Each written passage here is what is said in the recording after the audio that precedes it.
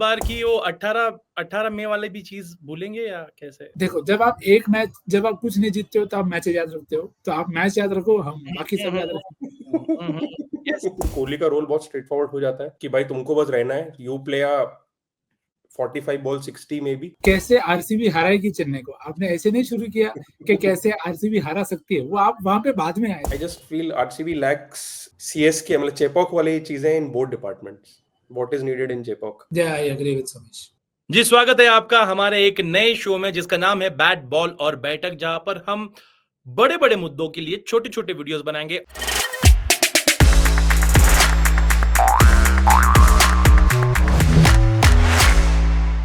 तो हमारे साथ है आज सोमेश अग्रवाल और निखिल, और आज हम बात करने वाले हैं कि कैसे आरसीबी हराएगी चेन्नई को चेन्नई में। यूजुअली ना बहुत मतलब क्या बात होती है, किसी टीम को हराना मतलब हराना होता है, इसमें क्या बड़ी बात होती है। लेकिन लेकिन यहाँ पे थोड़ी सी मुश्किलें है, क्योंकि पिछली बार जब आरसीबी ने चेन्नई को चेन्नई में हराया था गाइस, उस टाइम तक सचिन तेंदुलकर के जो 100 सेंचुरीज थे उसमें अभी भी 18 सेंचुरीज बचे थे। विराट कोहली के आईपीएल में 156 रन थे, अभी 8000 से ज्यादा हो चुके हैं। इंटरनेशनल में डेब्यू उनका हुआ नहीं था, आईपीएल में आर अश्विन का डेब्यू ही नहीं हुआ। ठीक है, शुभमन गिल और पृथ्वी शॉ दोनों 9-9 साल के थे। ऑब्वियसली वैभव सूर्यवंशी पैदा भी नहीं हुए थे। इंडिया और पाकिस्तान के पास सिर्फ एक एक वर्ल्ड कप था। भारत के पंतप्रधान मनमोहन सिंह जी थे और हमारे मालिक विजय माल्या अभी भी देश में थे। तो इसीलिए इतना जरूरी बन जाता कि कैसे हरा सकता है आरसीबी चेन्नई को चेन्नई में।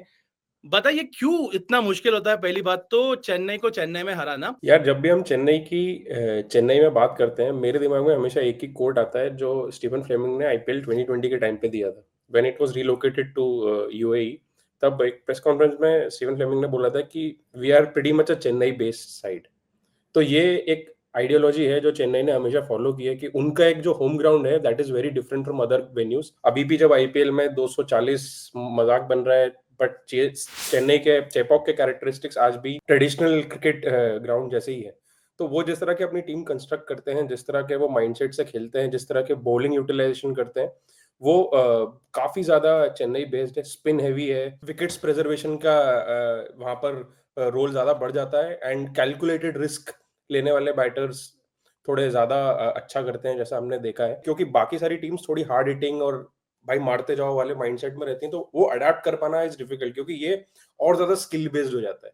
When you are just hitting, that's just one skill कि भाई आओ मारो, बट चेन्नई में you need to show more adaptability, and that is where other teams struggle. And उनके लिए वो ठीक भी है, क्योंकि it's just one game in the entire season which they can afford to loose.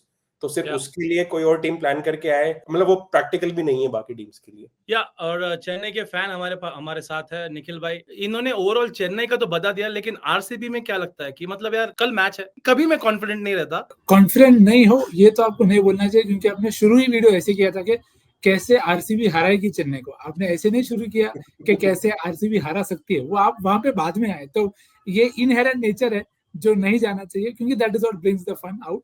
पर बाकी जैसे सोमेश ने बताया कि एक प्रेडिक्टेबल नेचर है चेन्नई का, जो teams for some reason still उसको पकड़ नहीं पाती या उसको वैसे एग्जीक्यूट नहीं कर पाती, and Chennai finds that margin bigger for them. तो इस साल भी अगर आप देखें तो काफी इंपॉर्टेंट है चेन्नई के लिए भी ये रियलाइज करना कि स्लो डेक्स रहेंगे और उनके अराउंड ही आपकी टीम बनी है। क्योंकि जो पिछले साल हुआ था वो मैं शायद ही कभी भूलूंगा। मैंने कभी नहीं सोचा था कि स्टोइनिस सेंचुरी मारेंगे चेन्नई में नंबर 3 पे आके, और मुस्तफिजुर से 17 रन या 16 रन डिफरेंट नहीं होंगे लास्ट ओवर में। तो that is what cricket is all about. Fortress has been breached, unfortunately. पिछले बार की वो 18 मई वाली भी चीज भूलेंगे या कैसे? देखो, जब आप कुछ नहीं जीतते हो तो आप मैच याद रखते हो, तो आप मैच याद रखो, हम बाकी सब याद रखें। Yes yes yes, good one. इसी के लिए तो बैठे हैं हम लोग यहीं पे। वही तो मैं बोल रहा था कि बड़े बड़े मुद्दों के बारे में छोटी छोटी वीडियो बनाएंगे। जितना अभी तक समझ में आया है, हम सब अलाइंड है कि उस मैच में, चेन्नई वर्सेस आरसीबी के मैच में, चेन्नई फेवरेट है। Yes yes. कैसे और क्या रास्ता होना चाहिए आरसीबी का चेन्नई को हराने के लिए? चेन्नई में क्या ओवर पार रन्स बना के आरसीबी ने चैलेंज करना चाहिए, या फिर जल्दी से जल्दी आउट करके? I will start with you Somesh. I think ये तो बहुत बेसिक लेवल पे चीजें चली गई। I don't think cricket matches कोई भी ऐसे प्लान कर सकता है कि भाई ज्यादा रन बना के जीतना है या ज्यादा विकेट लेके, वैसा नहीं। I think they will have to break it down into ऐसे small small pieces. I think Mumbai वाला मैच बहुत ज्यादा एक तरीके से एक आईना है बाकी टीम्स के लिए कि भाई क्या नहीं करना है, क्योंकि अगर आप उस मैच में देखोगे तो मुंबई ने चेन्नई से ज्यादा स्पिन ओवर्स डाले बट फिर भी वो नहीं जीते। तो आंसर सिर्फ ये नहीं है कि आप ज्यादा स्पिन डालोगे आप तो अब जीत जाओगे। मुझे सबसे बड़ा लेसन लगा उस मैच से कि मुंबई ने जो सबसे बड़ी गलती करी वो था पेसर्स को अर्ली विकेट देना, क्योंकि आपको चेन्नई में पता है कि नीचे भाई वो स्पिन से आपको फंसाएंगे। तो किसी भी सिचुएशन में I feel if you end up giving wickets to pacers तो आप मैच में ऑलरेडी पीछे जा चुके हो, जहां आपको पता है कि बाद में आप फंसने वाले हो। क्योंकि कोई भी टीम अपनी यूनिट उस तरह से नहीं बनाती कि 3 इतने तगड़े लेवल के स्पिनर्स किसी के पास भी नहीं होंगे कि नूर, जडेजा और अश्विन, और उसके बाद सचिन रविंद्र भी बैठे हैं जो इंटरनेशनल लेवल के बॉलर हैं, जिन्होंने तो बॉलिंग भी नहीं कराई। मुंबई में भी आपने देखा उन्होंने डेब्यूटेंट्स इधर-उधर विल जैक से ओवर करा के वो किसी ना किसी तरीके से स्पिन कराने का ट्राई कर रहे थे। And this is gonna happen with majority of the teams, क्योंकि कोई भी टीम इस तरह से उनका स्क्वाड कंस्ट्रक्शन नहीं है। तो आरसीबी के लिए बिगेस्ट लेसन यही होगा कि भाई जो आपने बोला कि ज्यादा रन्स बना, पर ज्यादा रन्स के चक्कर में अगर आप ऊपर खलील को या सैम करन को विकेट दे दोगे तो it can actually work against you. क्योंकि एक स्टार्ट जो हमने प्रीव्यू में भी बोला था, last year Chennai new ball से विकेट्स लेने में सबसे कमजोर टीम थी। They have brought in Khaleel and Sam Curran to change that pattern, and आपको उसी ट्रैप में नहीं फंसना है। थोड़ा सा मतलब वो है ना, जैसे कोहली का जो नेचुरल गेम हमेशा से हम जो बोलते हैं कि थोड़ा सा बस टाइम लेके फिर बाद में तो फिर हम देख ही लेंगे, ये अगर अडेप्ट कर लिया तो I think it they will be better par for the course. But अगर अर्ली विकेट्स आपने दे दिए तो फिर बहुत डिफिकल्ट होता जाएगा। राइट, पेसर्स को विकेट नहीं देना है और उसके बाद की जो स्टोरी है वो शायद वही बनते जाती है जो पिछले कुछ सालों से बनते आ रही है, आरसीबी की बैटिंग वर्सेस चेन्नई की स्पिन अटैक स्पेशली। और आज इस बार तो उनके पास एक और बेहतरीन स्पिनर, एक लेफ्ट आर्म स्पिनर है, एक लेफ्ट आर्म चाइनामैन है, और फिर अश्विन जो almost I think he is the category himself. Nikhil, is it as simple as RCB's batting versus Chennai's spin attack? नहीं, again I will not want to just restrict it to that. एक बात जो मैं सोमेश की बात में ऐड करूंगा कि आपको ऑप्शंस लेके चलने पड़ेंगे।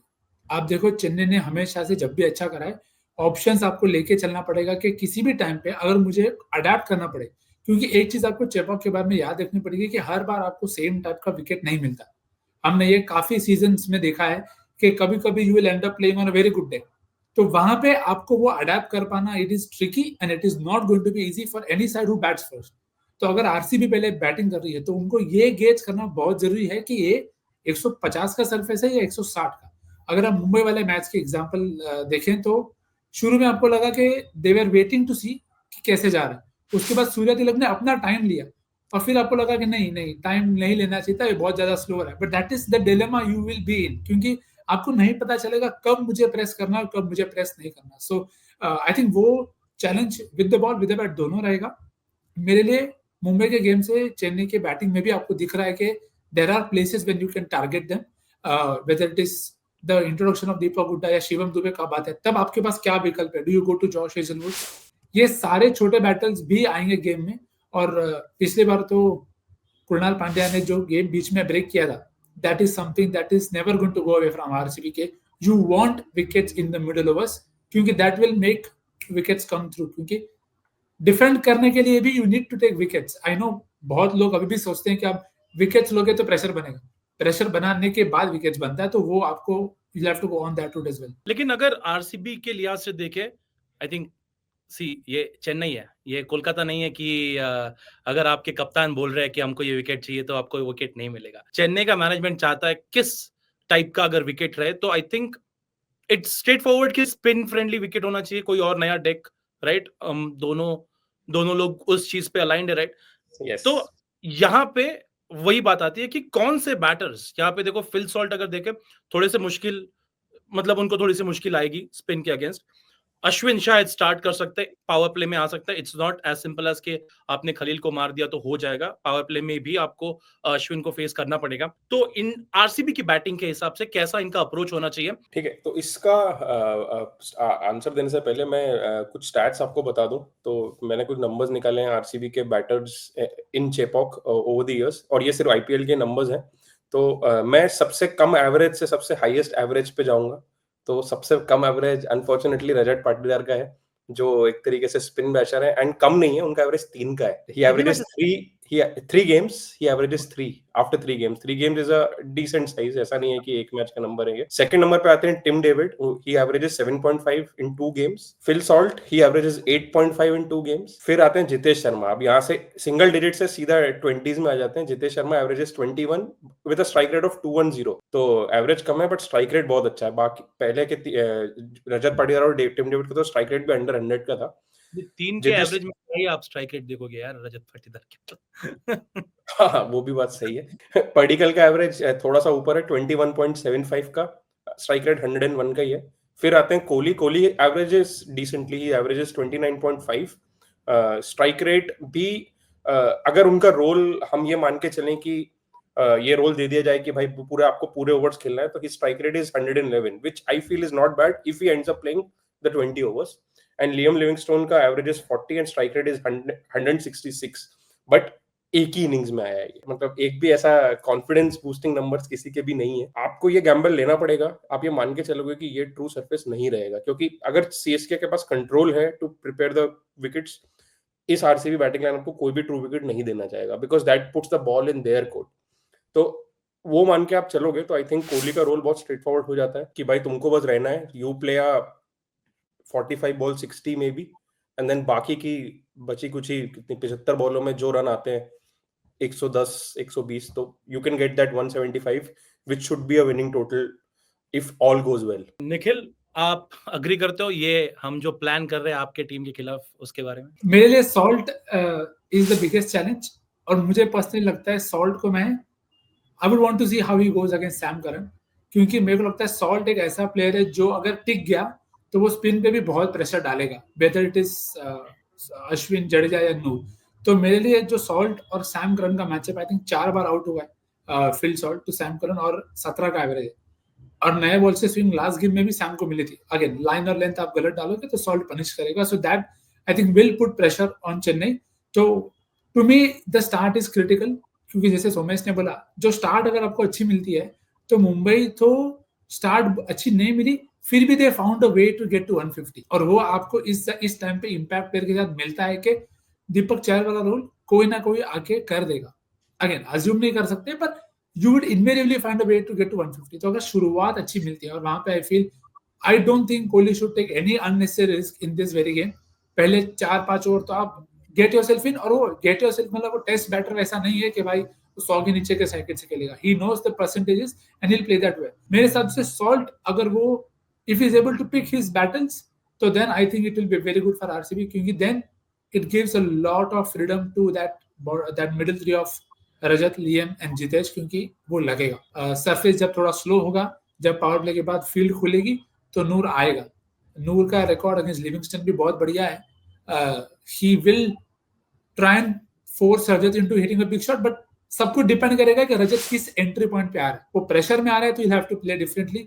वो अगर स्टेबल बेस पे आ रहा है तो he'll play very very aggressive. तो मेरे लिए पावर प्ले आपका टोन सेट करेगा. खलील को भी स्विंग मिली है, तो जैसे सोमेश ने बोला, I am more than happy to pull 3 off Khaleel very very early and see be aggressive in that sense के लुक फॉर विकेट्स. दैट मेरा बस आखिरी सवाल तुम दोनों को, क्योंकि देखो अगेन T20 फॉर्मेट है, आप तीनों प्लेयर्स को बस देख के नहीं चला सकते. मतलब तीनों जो स्पिनर्स हैं उनके पास, अश्विन, जडेजा और नूर मेरे हिसाब से थोड़े से वेवर्ड हो सकते हैं, थोड़े से इधर उधर डाल सकते हैं, शॉट डाल सकते हैं. कौन सा ऐसा बॉलर है जिनको पिक करना चाहिए, स्पेशली जो मिडिल ऑर्डर में अगर मौका मिलता है जितेश शर्मा को या फिर Rajat Patidar? I think this will be batter dependent. I think ये बैटर्स को डिसाइड करना है कि वो किस स्पिनर के अगेंस्ट ज्यादा कॉन्फिडेंट फील करते हैं. जैसे कोहली को कॉल लेना है कि आई थिंक इन तीनों में से he might be most confident against Ashwin, क्योंकि इतने साल से खेला है, ऑफ स्पिनर है, तो maybe that is his matchup to take down on. और इसी तरह से इंडिविजुअली सबको प्लान करना पड़ेगा. From a team building perspective, from an 11 perspective, I feel this is one game where मेरे हिसाब से Bethell should play ahead of Tim David. But ये वो गेम है जहां देवदत्त पडिक्कल अगर अपना काम कर दे, maybe if this is that game which he wins for RCB, then it's his job done. But yeah like I said कि आई वुड प्रेफर बेथल, क्योंकि एक लेफ्टी ऑप्शन मिलेगा. I think his spin game would be better than Tim David. Tim David का spin game मतलब non existent ही है एक तरीके से. It will give them one more bowling option as well. Not that they need that kind of bowling option, उनको चाहिए कुछ और जो उनके पास है ही नहीं स्क्वाड में अनफॉर्चुनेटली। मैं वही सवाल एक्चुअली करने चाहता था, मैं निखिल को भी वही चीज पूछता हूँ कि क्या चेंजेस हो सकते हैं फिर आरसीबी के लिए, क्योंकि सुयश शर्मा अगेन थोड़े से हाफ ट्रैकर डालता है या फिर एकदम ही सामने डाल देता है, फिर वो थोड़ा सा इनकंसिस्टेंसी वहां पर भी नजर आती है। Yeah, I feel Suyash should play. Yeah. I was very surprised by the role Rasik played in the last game. And overs में बॉलिंग नहीं करी, शुरुआत में आ गए, थोड़ा वो मुझे शायद मेरी एक्सपेक्टेशन से अलग था वो।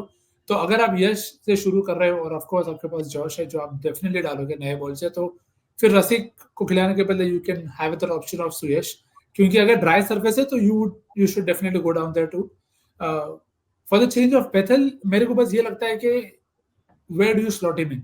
If you're going to slot him in at 4 also or 5 also, it is going to delay entry of Rajat or somebody like Jitesh Sharma. अगर आप नंबर 6 पे खिला रहे हो, so then it is a call that you will have to take, hoping कि Chennai bold what they want to against him.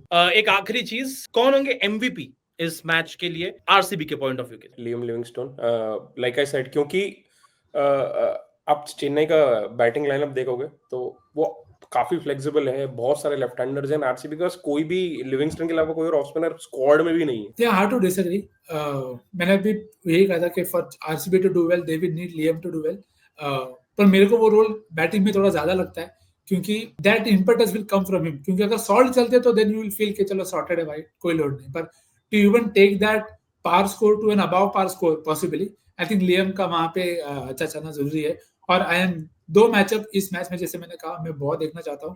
Fill Salt versus Sam Curran and Liam versus Noor Ahmad. 6 का average है Liam का against नूर, 3 बार out हो चुका है, तो बहुत मजा आएगा, because that will set the tone in the power play and in the middle overs. अगर वो ये वीडियो देखकर चेंजेस करते हैं तो क्या जीतेगी? यार इवन देन इट्स टफ।